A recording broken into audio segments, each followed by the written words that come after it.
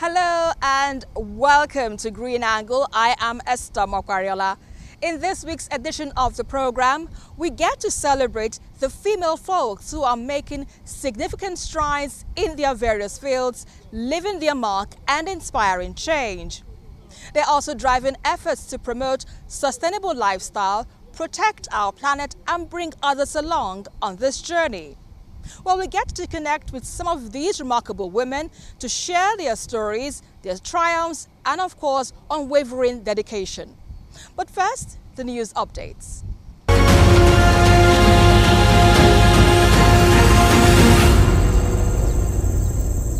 For many years, many Lagos residents have struggled with limited access to potable water.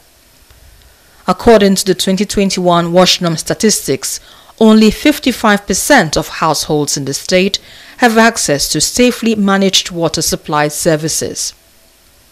This shortage has been attributed to rapid population growth and inadequate wash infrastructure.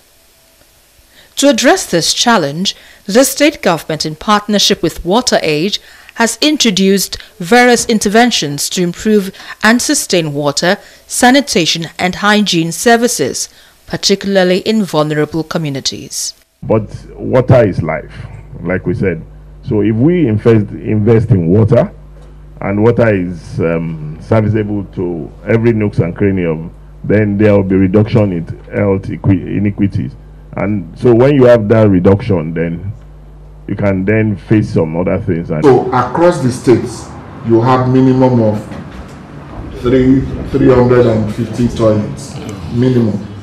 Then, if you have that, we have education facilities which we are going to start from the primary schools. So if those two are rigorously pursued, I think the next line of action should be the enforcement. As part of efforts to ensure a steady and sustainable supply of clean water, the government says it plans to implement a cost recovery system, clarifying that the initiative isn't aimed at profit making. When people say you are privatizing, they forget that if they drink polluted water, they will go to hospital and spend money on drugs. Whereas if you have played a little more, you get safe water and you are healthy. You can't privatize water for profit because there's a mixture between social good, social service, but there's also the economics of water that you need resources to do it. For us to even set tariff, we've been at it in the last 2 months with the commission not agreeing to certain things. We've been going back and forth on the right tariff to set. So as it is now, we are putting everything on board to make sure that, first of all, let us even have the infrastructure ready. Meanwhile, the Lagos state government previously announced plans to generate a combined capacity of no less than 100 million gallons of pipe-bomb water daily from its major waterworks.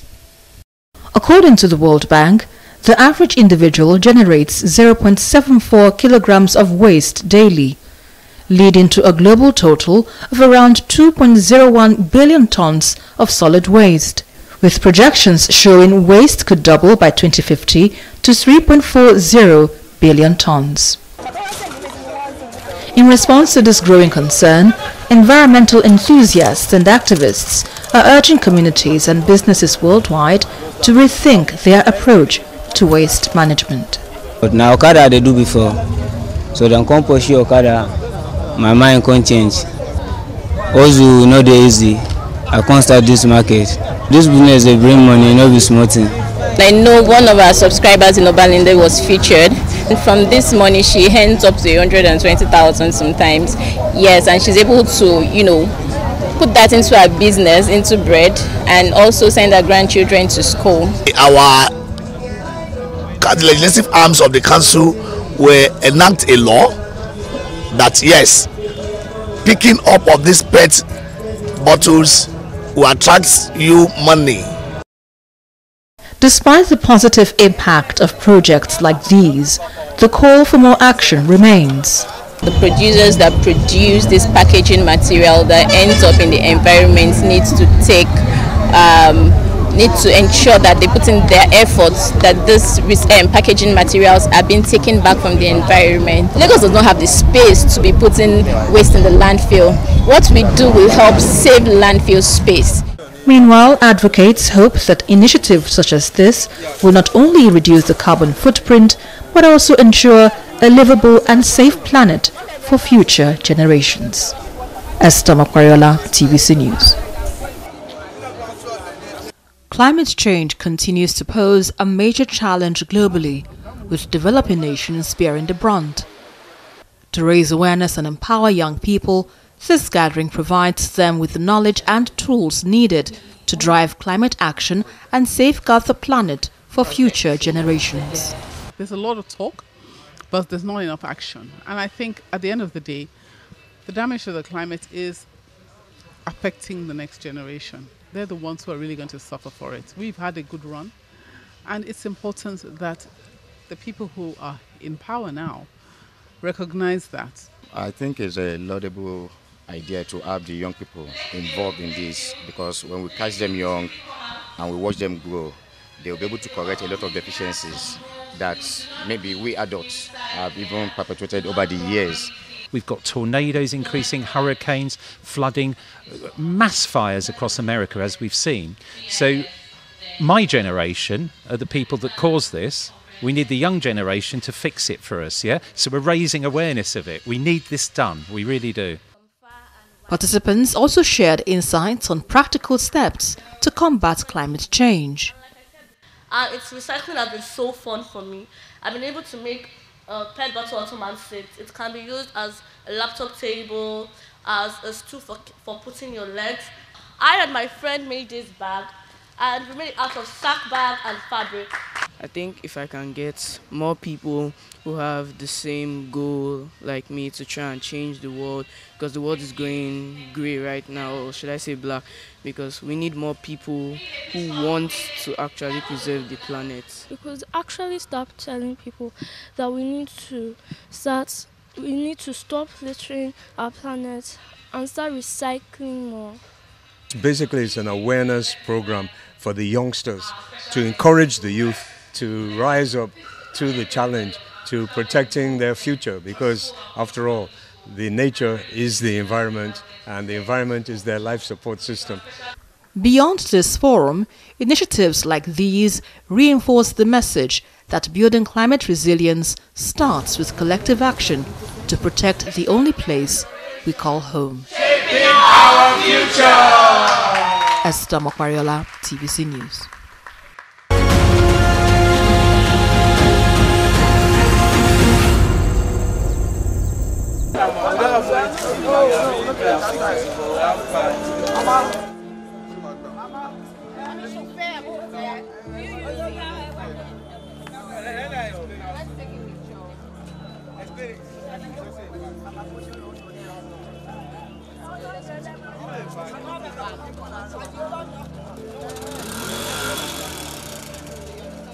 Sometimes in 2015, where we lived at Baduri, it was flooded. So we lived there for years and there was no flood. But this particular year, it occurred like 2-3 times. Then we found out that not too far, our canal was clogged with waste, plastic waste. You know, plastic takes a long time to decompose. So the thing has been there accumulating over years, and then the house was flooded. And around that period, I was, studying at the University of Lagos, my master's program, environmental management, yes. So something struck me with one of the lecturers when she mentioned about recycling. So maybe as a result of that challenge that I faced, maybe that actually struck me, and I felt, oh, something can be done. A whole lot of people don't know about this, and the effect with indiscriminate disposal of waste, the long-term effect. They feel if they throw something away when the rain falls, it just goes away. They don't know they are creating harm to another person, not just too far from them. And with that passion in mind, I started researching what can we do, how can we make people aware to start recycling, sorting out their waste, And then the dream of recycling started growing.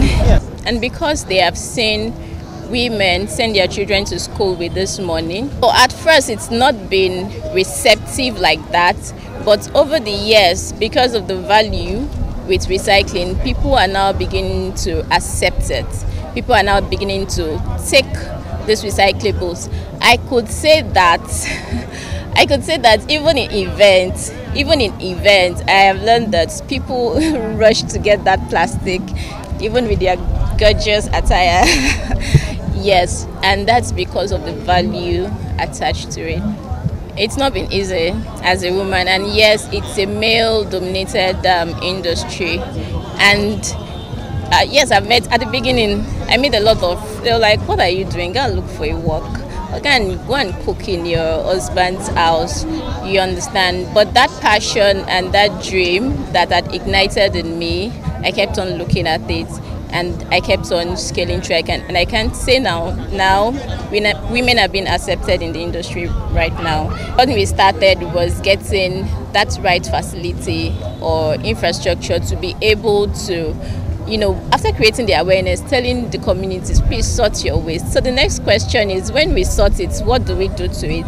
And that's where the infrastructure challenge come in from. We need that infrastructure to be able to allow people to bring in their waste to what we call a temporary material recovering facility that is closer to them, where they can drop it off and exchange something for. So that support, that is a major challenge.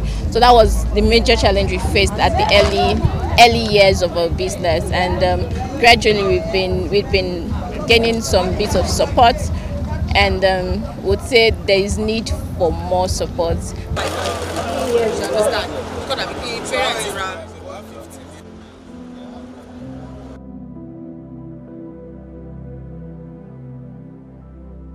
We're currently in a system, there's a rise in PCOS, endometriosis. This is because of the chemical that we interact with as women. So when you're using reusable products, you know that they are safe products that don't contain any of these toxins that go in through your body through microplastic and every other thing, that you know that you're safe. You know what is in your hands. So your hygiene is in your hands. It's not about a company just putting up things together that you don't know because you just want to collect period blood, and then you're messing up your hormones and all of those other things. So a pack of a disposable now currently will go for around 3,000 naira. But these are products that you're going to use in a month, and some people don't even use a pack, they used to, right? So but a pack of 3 sells for 5,700 naira. Comes with 3 pads, 1 pouch, and an hanging rope, and then you know that you can reuse it for up to 1 year. So we have 3 different sizes. We have pack of 3, we have pack of 5, and we have pack of. There's this taboo around it, like period is dirty and all of that. As first we say that period is not dirty, and then it's important that girls have what they use on their periods, right? So for us to tackle period poverty, reuse and recycle is important, right? We have organizations here and there that are doing a lot when it comes to solving period poverty, helping girls, and it's also one of the things that we do. We have what we call the Pad for Pad initiative. For every 3 pack that we sell, we give 1 pack to a girl child in an underserved community. We partner with organizations for their CSR project so that they are giving gifts that last to these girls. Instead of going, we have a lot of Pad for Pad, we have a lot of girl child initiatives and all of that. And when we give out disposable, you're just helping them for a month. But when you give reusable, you know that you've covered them for a longer period of time, and in that we're reducing poverty, period poverty, in that we're helping girls stay longer in school. A conversation that we don't talk about, people are not aware. They don't have enough information to make them make the right decision, because the secrecy around period is assumed as it is death, right? So we're very big on awareness, and we do this a lot. We talk about it, making people get comfortable talking about period. It's like you're not a woman if you don't menstruate in the first place, right? So it's a very big part of us that we're making sure that people don't see it as, why are we having this conversation? Why am I even having to wash, But the funny part is that we did a research, and we figured out that you're using disposable, but you first wash your blood off it before you dispose it, because of the normal, the Nigerian factor and all of those things. And I'm like, okay, so you can wash your blood off disposable and use your money to buy another one, but you are icky when we're talking about you washing your blood directly off. If your pants stains, you throw it away. If you stain your bed, you throw it away. These things are there. They are normal. It's part of. It's not dirty. If you wash your toilet, you cut your hands off. These are just normal personal hygiene, and these are the things that we try to let people know that it does not tally to, oh, it's because I'm poor. And the idea is that you're not interacting with chemicals. The idea is that you're not adding to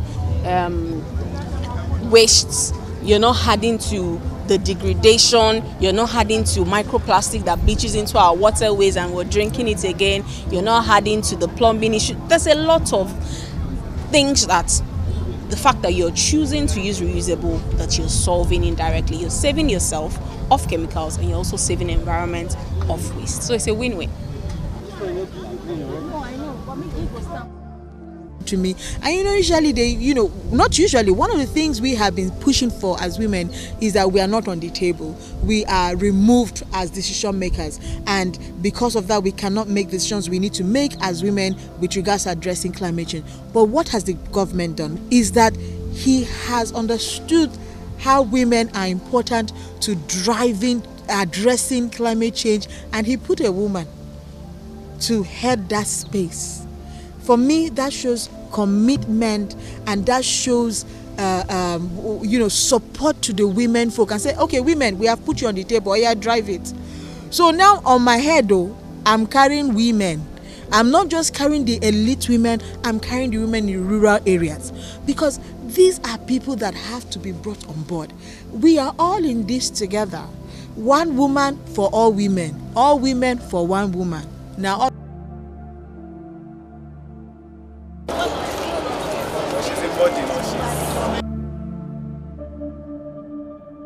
about it on this week's edition of the program. Until I come your way next time, remember, together we can build a sustainable world.